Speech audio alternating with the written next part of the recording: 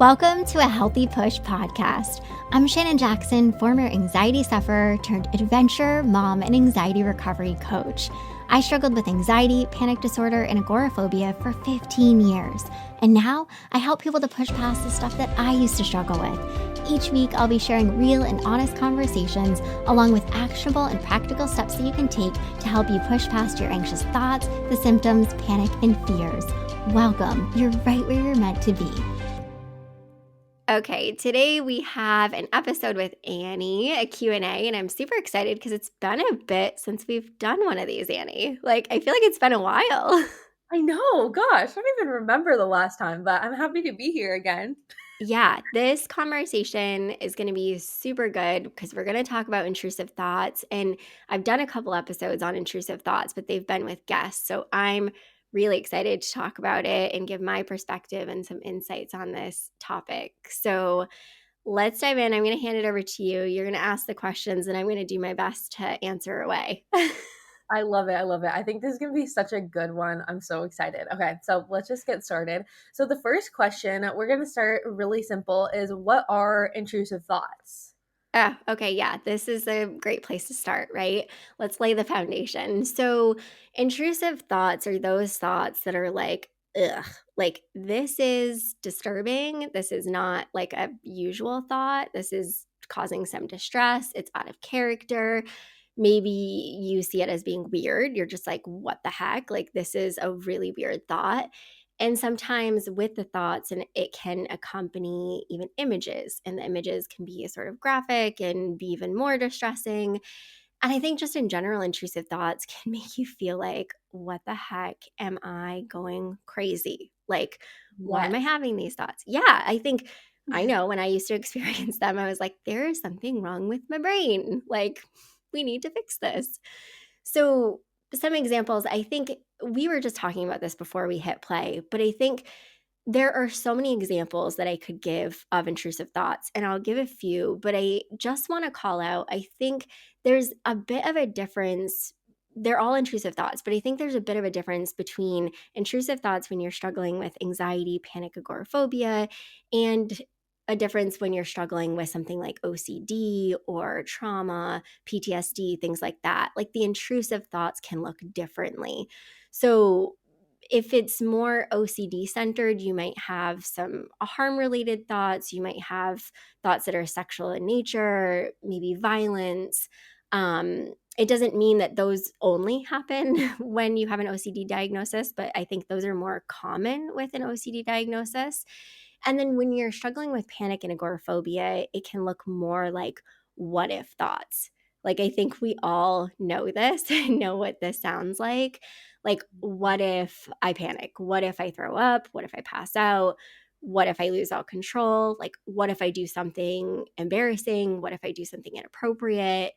Um, just a lot of what if. And then maybe sometimes you might have the like, what if I swerve my car off the road right now? What if I jump off of this really high thing? Like, you can have intrusive thoughts that are totally not based around any anxiety disorder. Like, we'll talk about that and go into it, but everyone gets intrusive thoughts.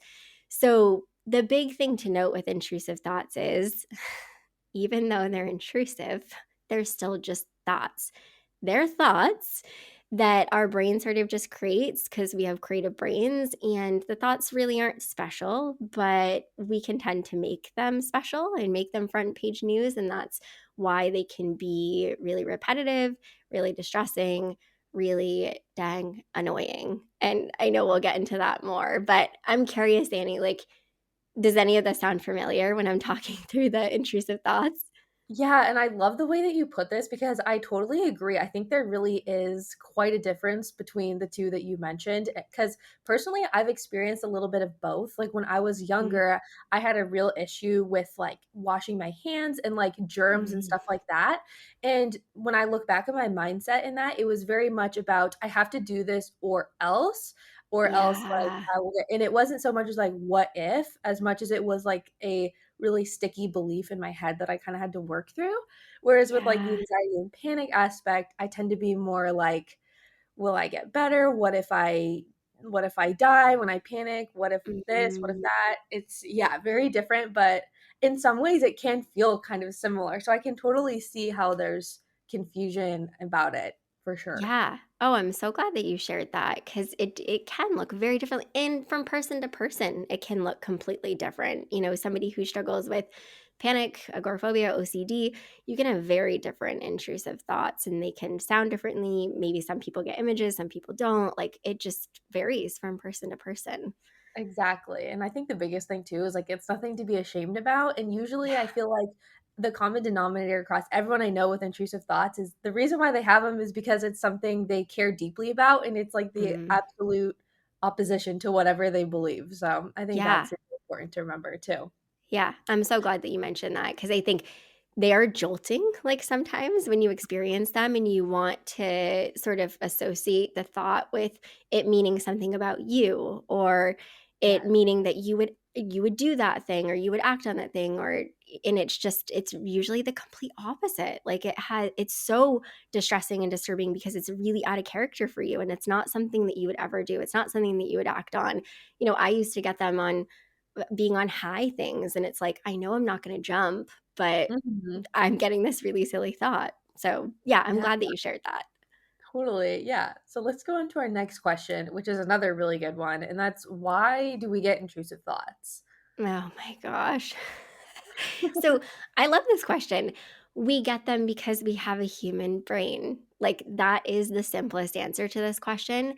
We all get intrusive thoughts. I think we tend to think that the intrusive thoughts are associated with having a mental health disorder, but that is so incorrect. We all have them. You can have them if you don't struggle with your mental health. You can be, very functional, healthy, in a good place and still experience intrusive thoughts. So we get them because our brains are creative. They think, that's their job. Their job is to think, and they do a lot of it.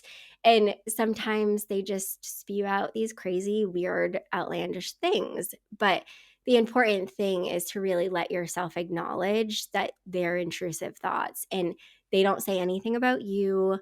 Like we were saying just a minute ago, it doesn't mean that you're crazy. It doesn't mean that you're weird. It doesn't mean that there's anything wrong with you. But I think something important to highlight, a reason as to why we get them, is usually stress is a big contributor. A lot of times people will say to me, like, I am stressed, I'm overwhelmed. Is there a correlation? I notice that I have more anxious thoughts or more intrusive thoughts when I'm stressed. And I'm like, yes. Yes, like that's a very good awareness to have. And we often overlook these things because we think there's got to be a bigger, better reason why I'm having the intrusive thoughts or more anxious thoughts. But sometimes it's just very basic. You'll notice them because you're more stressed, you're more overwhelmed. Maybe you had a stressful event happen. Maybe you had a life event, like you had a baby, or you got married, or you graduated, or you moved, or any of these things. Our bodies, when they experience stress, they don't know good stress from bad stress. It's just stress and overwhelm, and sometimes it can just make you really activated and cause you to have more thoughts. So I think it's important to highlight that. But maybe for you stress, overwhelm is maybe not so much a part of it.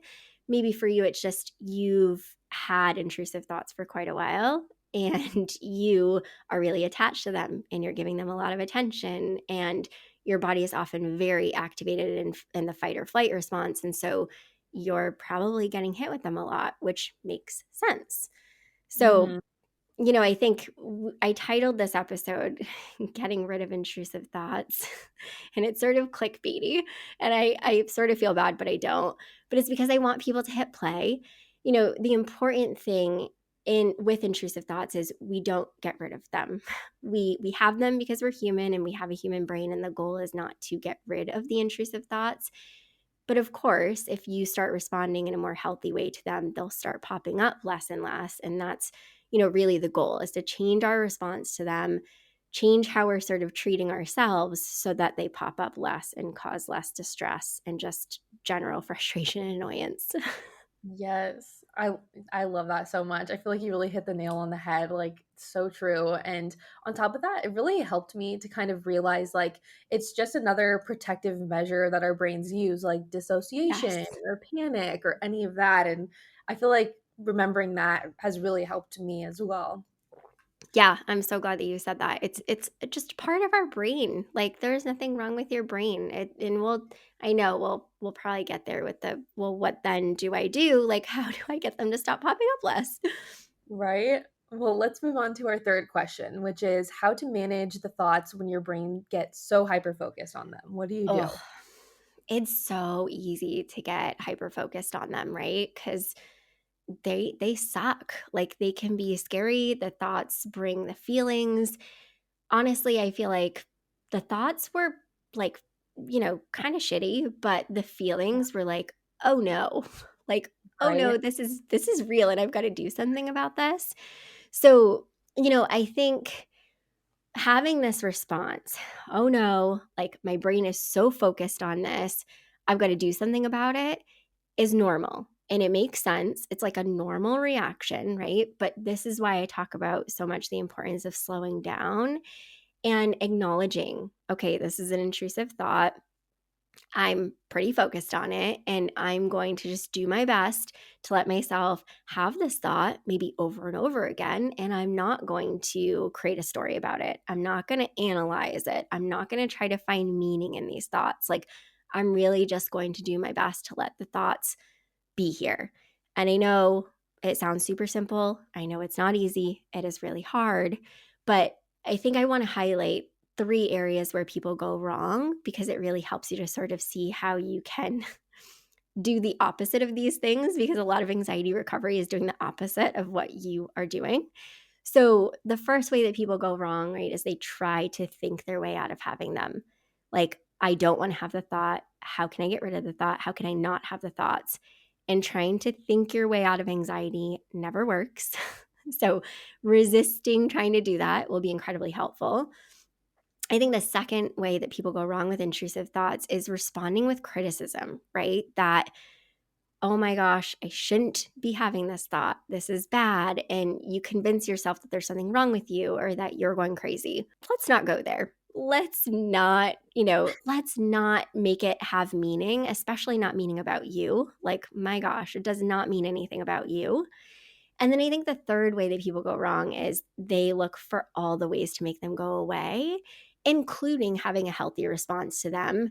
But they overlook what we talked about, right? The basic ways that you can relieve anxiety and relieve intrusive thoughts and all of that is by reducing stress. When you reduce stress, when you reduce overwhelm, when you allow yourself to have healthy outlets and ways that you really allow yourself to work through anxiety, it relieves a lot of the anxious thoughts and the symptoms and all the things. So I Yeah. think that it's really important.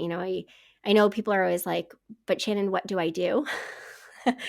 But these are very practical things that you can do that will actually help to relieve the thoughts. Yeah, I absolutely love that. I totally agree. I mean, that's one thing my therapist has always said to me too. It's like, I don't have a fix for you. I don't have some Yeah. one solution. And the reality is, it takes time and it takes uncomfortable work. And sometimes it's not as deep as you think it is. Sometimes it's just doing nothing. And that's a Yeah. super hard thing to wrap your head around when you're really struggling for sure.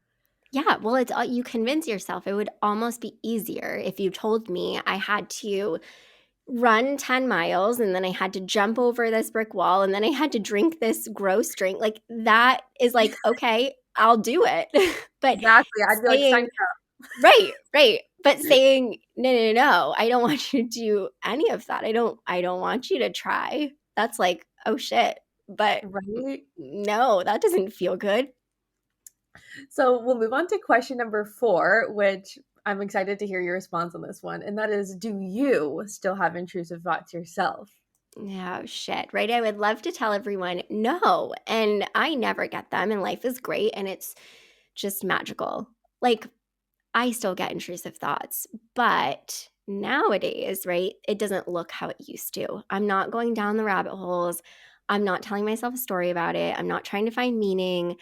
I'm practicing everything that I learned and what I know to be helpful. And they don't lead to the symptoms. They don't lead to me freaking out and, altering my actions and behaviors. It's just like, oh, weird. Like, weird that I had that thought. And yeah, Mhm. so I get them, of course, because I'm a human being. I don't get them very often, but I will say I want to be vulnerable and share.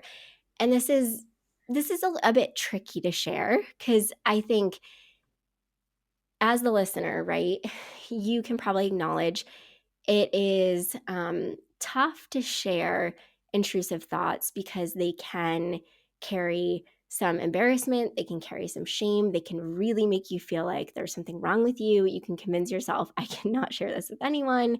So, of course, when I sat down and thought, okay, we're going to talk about intrusive thoughts, and I was like, do I share this? And I was like, Mhm. yes, but I know this is going to be hard. So Mhm. I don't know. I can't remember when this was. It was probably like 6 months ago, maybe a little more.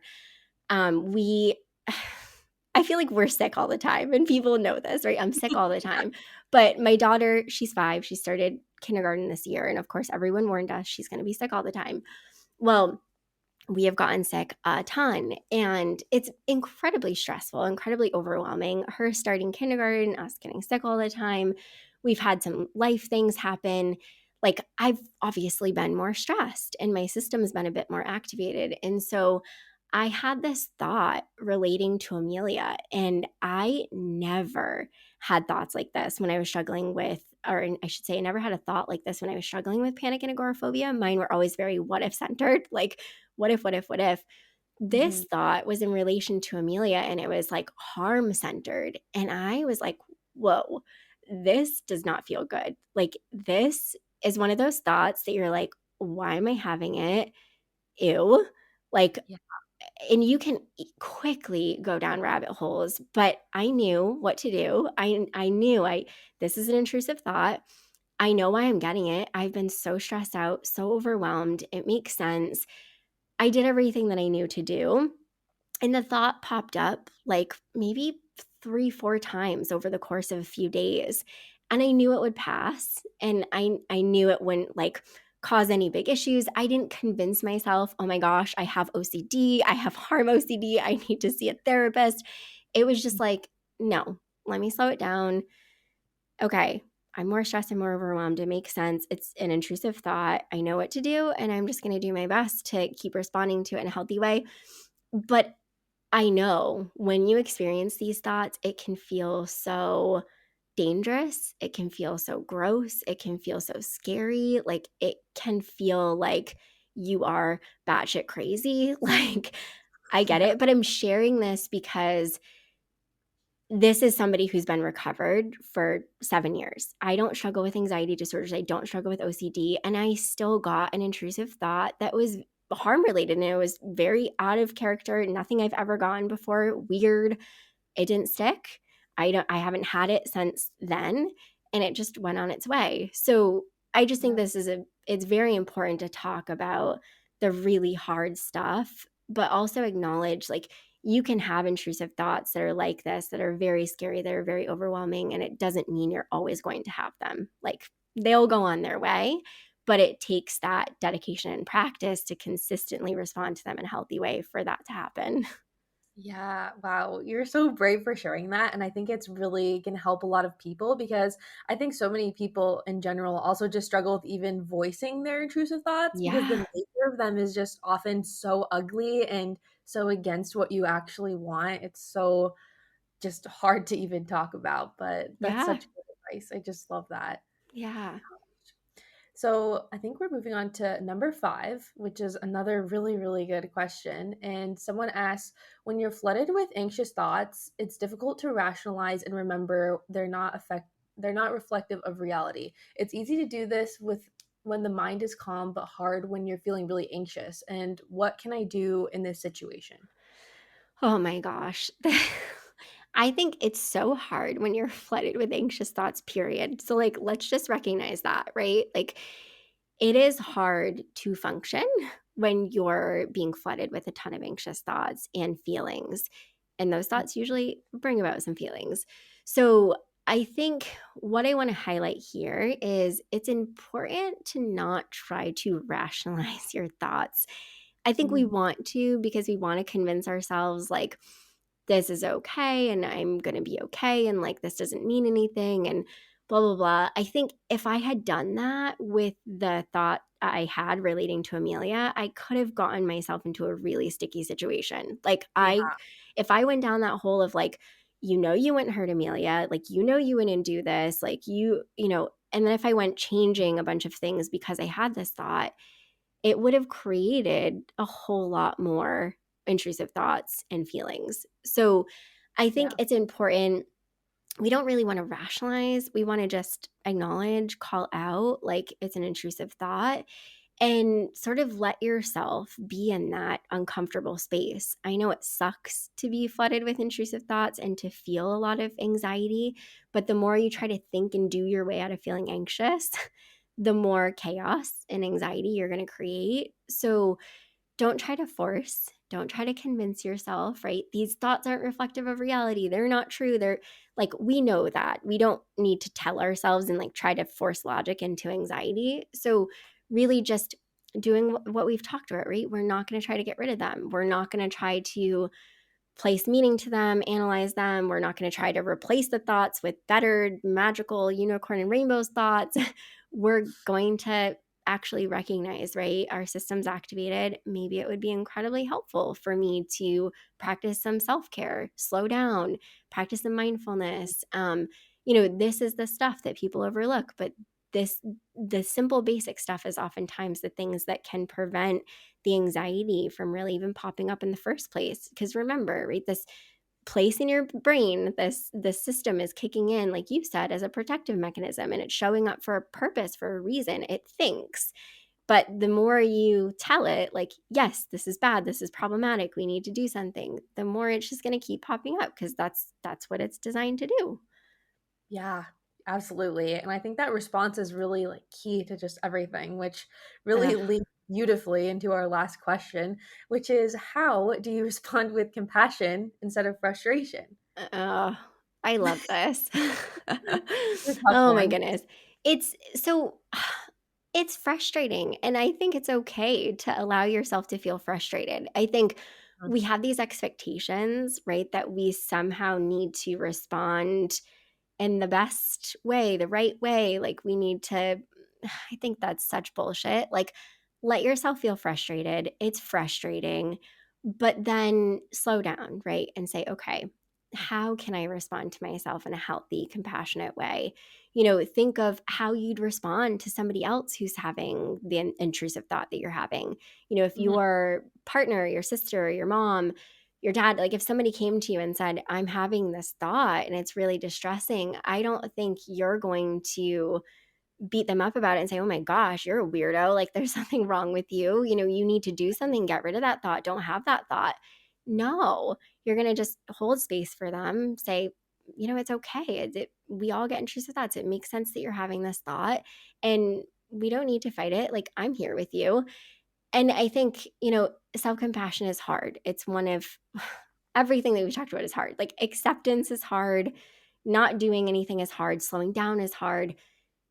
Practicing self compassion is hard. All of these things take practice. And that's really what I want to reinforce here is practice, like being consistent with how you're responding to the thoughts and to yourself is so important. Like these two things are tied together, like how you respond to anxiety and how you respond to yourself, so tied together. So the more you practice responding in a gentle and kind way to yourself while letting yourself feel whatever the heck you feel, like that will actually allow you to feel more peace, even with the distressing thoughts and maybe images or feelings being present. So, Yeah. yeah, I don't know. I think right we want everything to look pretty and and right and perfect and it's like it doesn't Mhm. work that way. So let yourself work through all the things, like practice this stuff and be gentle with yourself for how it looks because it's not going to look pretty and that's the reality and that's okay.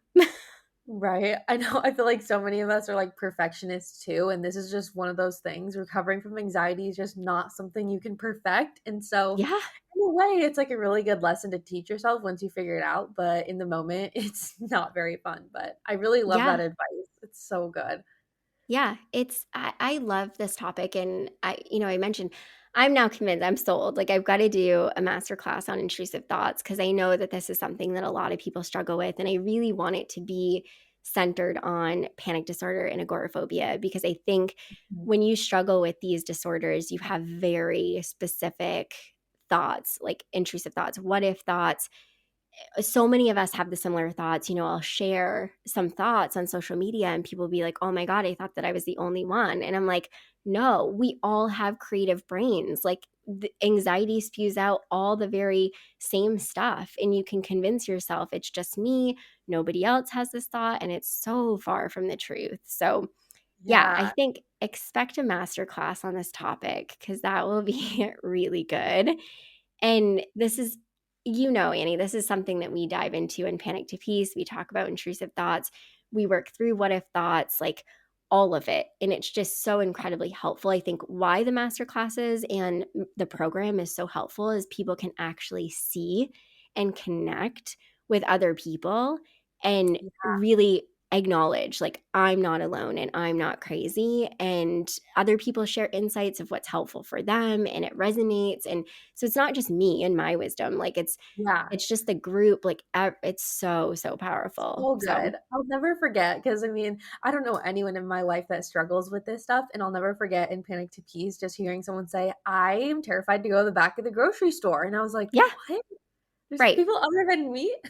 Yeah, yeah, and it's stuff like that. It sounds so crazy in your brain, and then you say it out loud, and even for me now, I say it's so validating that Mhm. so many people will say, "Oh my gosh, Shannon, it's like you're in my brain. It's like you're saying exactly what goes on in my brain and what happens in my body." And it's even validating for me now because I'm like so removed from it, but being able to sort of heal that part of me that I always saw as being super broken and messed up and somebody that I needed to get rid of. It's like that was never Yeah. true. That was never true. So No. yeah, Yeah, so good. I love I've this conversation. This is such a good yeah, I've loved this conversation. It's so good. And it's always good chatting with you on the podcast, Annie. And it's so nice for me because I'm like, I can just chat and have a conversation. And it's not like, I don't know. I love my solo yeah, episodes, but this is just like, it's nice. it is. I know, it's just laid back. I got my coffee. I'm hanging Yeah. out. So, thank Yeah. you for having me. It's always so fun to just talk with you. Yeah. Thanks, Annie. All right. We'll not make it so long in between our next one. Yes, definitely. I hope you enjoyed this episode of A Healthy Push. If you want more, head on over to ahealthypush.com for the show notes and lots more tips, tools, and inspiration that will support your recovery. And if you're hoping for me to cover a certain topic, be sure to join my Instagram community at A Healthy Push and let me know in the comments what you want to hear next.